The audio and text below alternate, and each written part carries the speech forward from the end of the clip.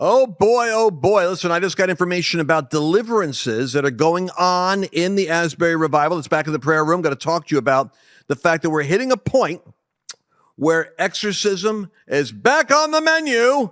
New Testament Christianity is coming back with power, and it's away from the camera's lens, but it's happening in the back room. And by the way, I think that we're going to have an insight into what's going on with the trans movement and how deliverance is going to be a big mark taking place to separate people from the voices and the spirits that are confusing them about their gender. And I'm going to go into the deep zone on sexual attraction. I don't normally go there. Christians don't go there, but you got to understand the biology of design. And we're going to talk about masculine energy and feminine energy and the power of the polarity. And ladies, how you can guard your marriage, guard your man, and understand the new science we're understanding about the magnetic pull of masculine and feminine energy and why it is the devil hates masculine energy and is trying to feminize it and wipe it out. And in the midst of all of the Credit Suisse is in the news right now, is potentially at risk. Moody's is giving a re-ranking of the American financial institutions. Is it possible that we're watching the wholesale meltdown of the Western financial system? I pray to God it's not happening at the rate that is taking place, but you've got to listen to me. Go to lancewallnau.com/Birch, BIRCH. You got to go there, because we've got reports that will tell you how to stabilize your finances, how to utilize your IRA while you have time, while the value is there. Gold, silver, and various other investments that are going to be more safe than the fluidity of paper currency in the West right now. Go to lancewallnau.com/Birch and not only acquire peace of mind, but protect what you've got. Let's get into today's show.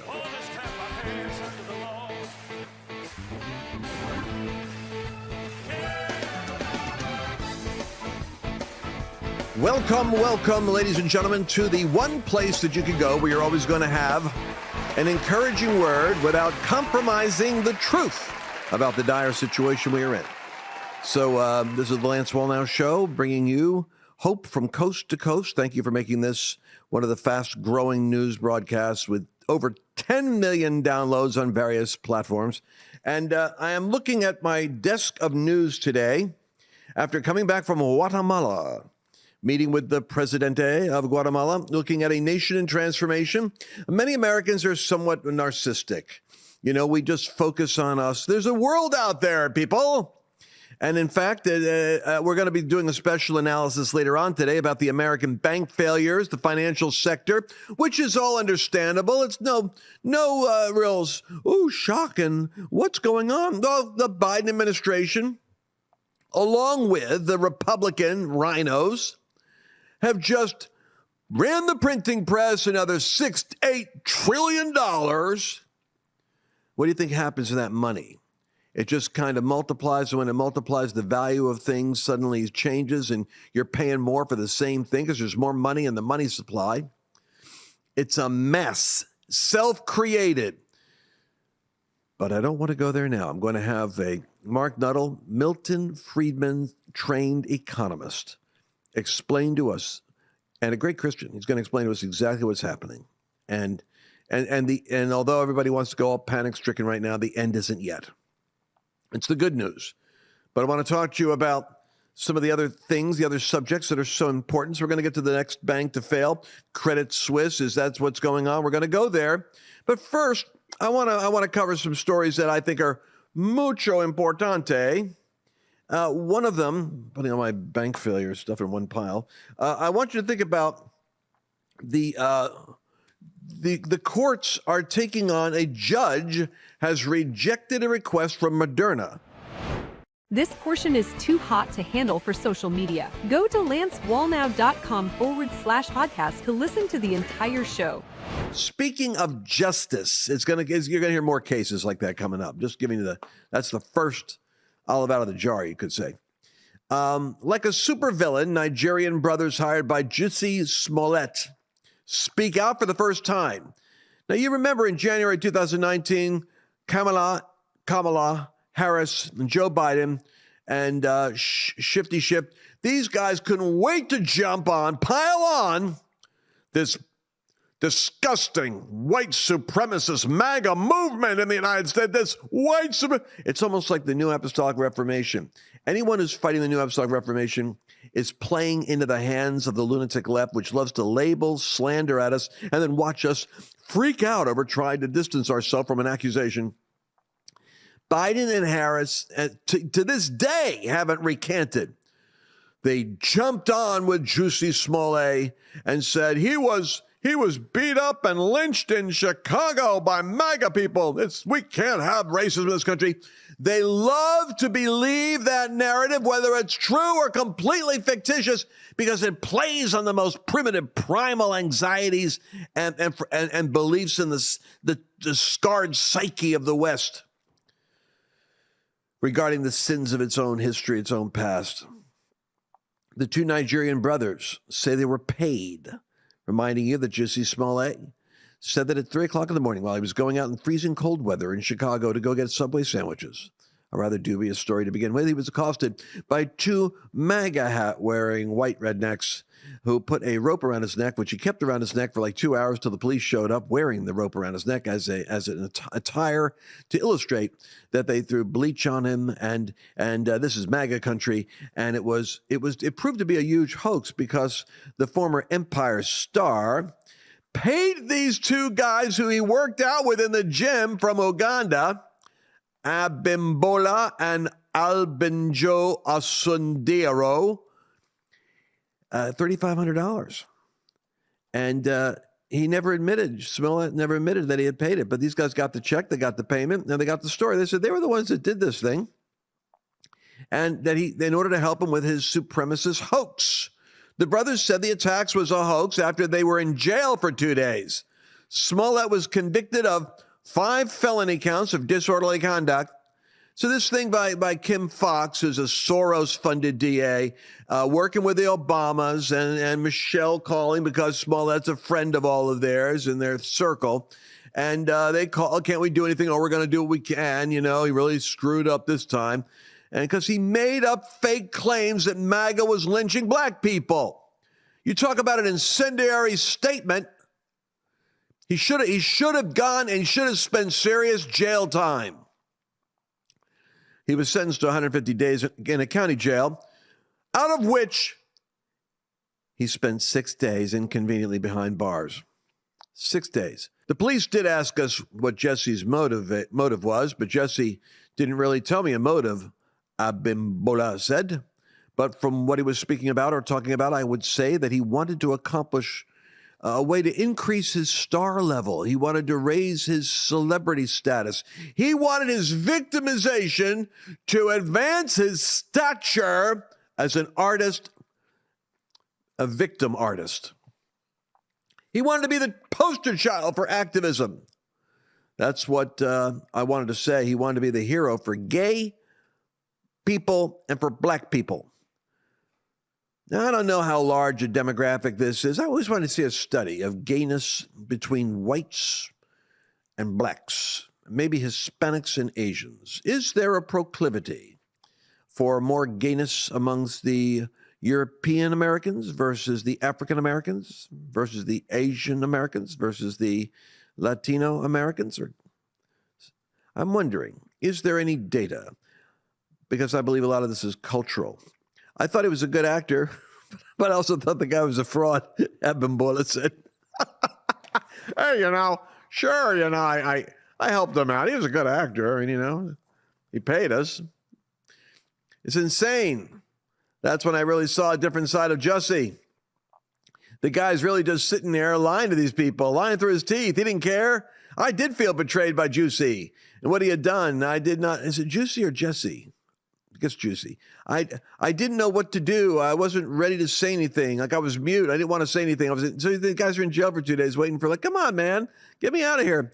It's insane. When I really saw a different side of Jussie, like, dude, really? This is when I knew that the dude was like a supervillain. Yeah. When the interviewer asked the brothers if they were believable white supremacists, Abimbola laughed. 100%. Just look at me. He says, anyway, I'll tell you what, the fact that this was never recanted and never corrected, and Smollett only served 6 days with a slap on the wrist shows you, it's not, I don't like the term two-tiered. Two-tier justice. There are certain words that have lost their power and pungency and force and vitality, and two-tier system is one of them. We got to come up with something else, like the rigged Democrat justice system. Something like that. By the way, this just in, the Asbury Revival is continuing in various other campuses around the country. Youth meetings are continuing to experience unique visitations of the Spirit of God, prolonged prayer and worship, deep and heartfelt repentance. And I'll bet you didn't know this. I'll bet you didn't know this. Are you ready? There's deliverance that's been going on at that Asbury meeting. See, out front, they repent of pornography or whatever. But when they go back in the back to get prayer, I'm talking like demons coming out. I was talking to some people that are working there. They're praying with them, and the demons are manifesting. This is what I've been waiting for. The demon casting out move of God is the one that Jesus will be in, that I promise you most of the charismatic preachers won't go for. They don't mind you falling down or flopping like a fish on the floor. They don't mind you getting looking like you're getting spiritually electrocuted and vibrating. They don't even mind you, laughing or howling, or even in Toronto, a few barking people or lions. They don't mind the big toe blessing. But what I'm going to tell you is this: when it comes to casting out demons, oh, that's a different enchilada. Nope, that's where only the real dyed-in-the-wool fanatics go for that one. Because now you're dealing with a real kingdom against kingdom. Kaboom! Well, demons are coming out behind the scenes in that polite Methodist revival. And it's going to keep happening. Because I'm convinced that I'm going to say this, and it'll be controversial. But the world doesn't, well, occasionally right-wing watch listens to me.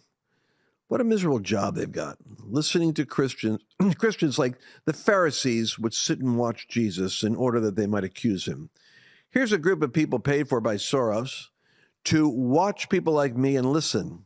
Not for anything that I said that is accurate or true, not to vindicate me where they slandered me and found out they were wrong, but to hopefully catch me in some indiscretion, some error, some trivial mistake that can be amplified to my embarrassment.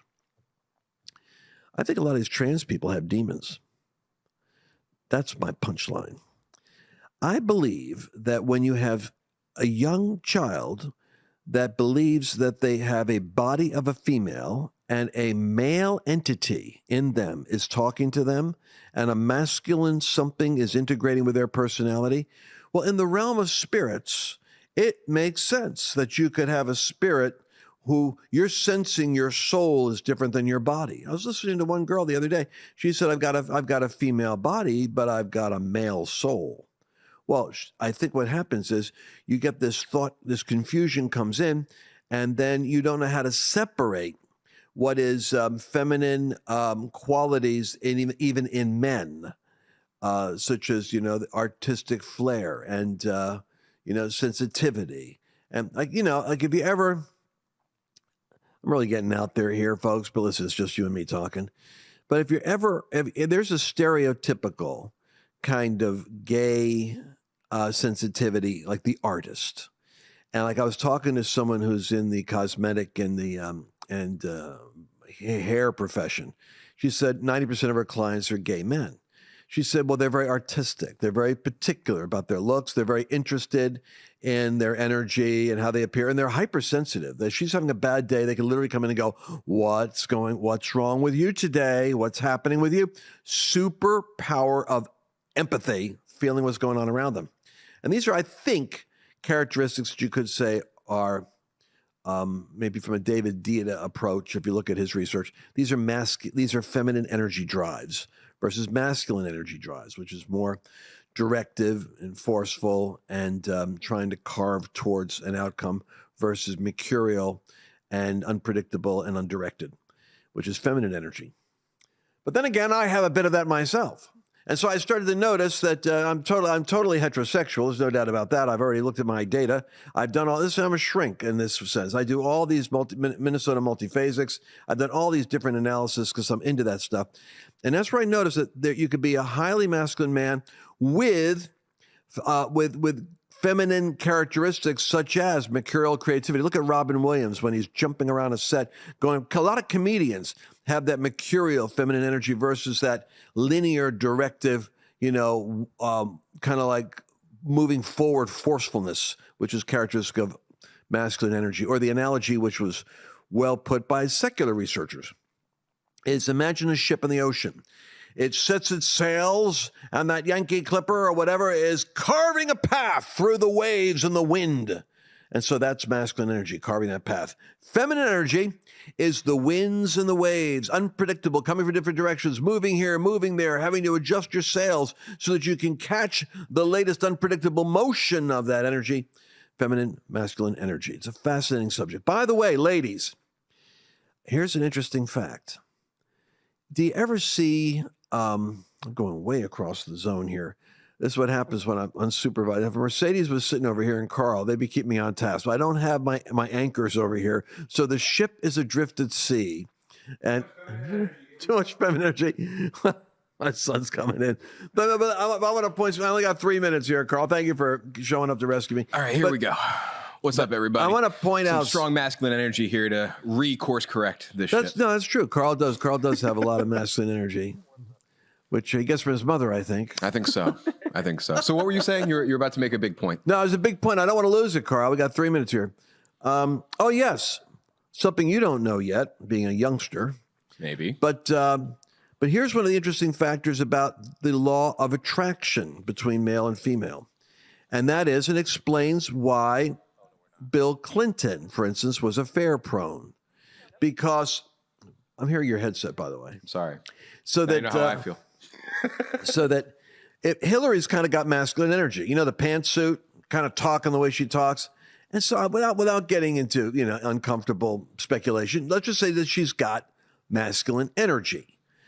Classic. And what happens is when a woman is in a male's profession, like in politics or business, in order to fit and be comfortable and be respected as a peer, they mute the feminine energy and put on more of the mask. You can see that in Mad Men when they had the women. They were like, they look like sexual objects in some of the office secretary scenes. But as you see in the evolution of the marketing world, the women become more masculine. They dress more like guys. They act more like their peers to the male energy. But here's the interesting thing. Men that are masculine are attracted to feminine energy. And feminine energy is stimulated by masculine energy because of the key word, people, polarity. If you have polarity, you've got this power of attraction going on. Now, if you both have masculine energy, you won't find the polarities there, and so the attraction is not the magic, the juju, the juice isn't there. And I'm talking about that sexual romantic stimulus that works, that mystery of attraction can be understood if you can catch this one idea. If you have strong feminine energy, you will have the most polarity with a masculine male. If you are a man, has masculine energy, and you have a masculine spouse or a spouse whose career choices is causing her to adapt more and more feminist, masculine energy, you're going to have a missing link in your relationship. You're going to wonder, where's the spark gone? Well, the spark's gone because she's becoming more and more masculine. And when you have masculine and masculine energy or feminine and feminine energy, that's another weird thing. It doesn't, the polarity doesn't exist. This is research from David Dita. And I have to say that I think that there's an element of truth to that. And having said that, it's important that women, if you've noticed that your husband has masculine energy, don't jettison your femininity. I think the spirit of this age is trying to rob fathers of their masculine energy. It's the Jordan Peterson energy of clean up your room. And women, don't lose the feminine energy because it's the secret sauce. That's my thoughts right there. But have you ever heard of David Dita or read any of his stuff? No, but I also don't want to conflate masculinity with taking personal responsibility for yourself. So in the idea of cleaning up your room with Jordan Peterson, it's not be a man, clean up your room. It's take some personal responsibility and do something with your own territory that you can take responsibility for before you cast a stone in anybody else's direction. Because you have no idea how complex And that's true these for male and systems are. female, isn't it? Yeah. So I just don't want to conflate why that. do you think young men are attracted to Jordan? In part because, for one, they are starving for any type of direction, for one. Two, I think a big part of it is acknowledging not just the masculine aspects of them, but the human aspects of them, where it's not that you have to do these things, it's that you get to do these things. It's that if you actually want to be the person that you aspire to be, then you have to be doing the little things day in, day out. You have to take responsibility for the little things that you can take responsibility for. You have to adopt more responsibility. And in doing that, you actually end up growing and developing into the person that you want to be. It's kind of like Jim Rohn said, every person should want to be a millionaire, not to have $1 million, but to be the type of person who is a millionaire, the type of person that can make $1 million. I like that. To become the person whose disciplines and habits can make them a millionaire. That's the goal. Right. Ooh, that's rich. I'm going to land the plane right there. And like I said earlier, I do believe people that are dealing with these trans identity issues, I think deliverance might be a key, because I think people are really hearing and feeling alternate personalities taking them over, and they think it's them. And they're trying to, and that's probably why the suicide rate is so high, that these spirits will only lead to death and destruction. So deliverance is coming in this new revival. Keep your ear to the ground and keep your eyes on these podcasts. And once you go to lancewallnau.com/podcast to be able to make sure you download the app. If you're a millennial, you can help us older folks anywhere you see one. Download the app. People don't know in my audience, how can I hear you? I think they're all waiting for me to talk on Facebook at 11 o'clock at night, which I only do a couple times a month. Anyway, we're going to be back again tomorrow. Remember this, it's going to be lancewallnau.com/public square, or lancewallnau.com/public square. That's where you go to get the app that you download for free that I'm getting for you this week. Download it for free so that you can start to do business with patriots and believers, and you don't have to give your money to these woke corporations that'll use your money against you. And if you've got a business, plant your flag on that app so that we can see who you are and give you our business. That's lancewallnau.com/public square. We're going to be back again tomorrow. Don't miss it. We got the big economic update. Did you enjoy this latest episode? Please remember to share it with your friends, because the more knowledge you have, the better equipped you are to navigate the world